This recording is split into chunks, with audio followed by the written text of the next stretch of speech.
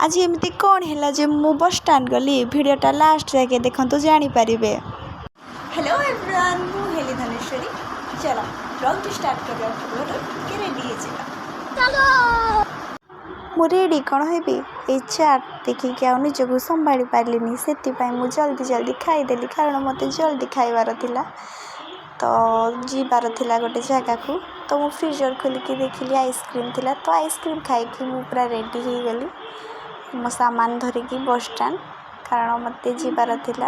आपण मैंने भावुथे कि बस स्टैंड कौन पाई आसी कारण मु कलाहांडी भवानी पाटना जाऊँगी अनुगुल तापर मु गोटे ठंडा पानी बोतल धरिकी बसी पड़ी कारण मुझे बहुत एक्साइटेड अच्छी बहुत ही खुशी लगुच निज गाँव को जावाई। मुझे गरम होता बहुत से आइसक्रीम खाई प्रबल गैस होता जिते बस चलला से एत ठंडा लगुला जे बाबा रे पूरा मत तो आखि पूरा बंद हो जाता है ठीक से मुझे शोई पार नी कारण जिते गोड़ पेन होता बसिकी तो कहीं शोई पारती ना। तो कलाहांडी परिवेश जमी भी था जिते भल था निज गाँव परिवेश निज को ही भल लगी था।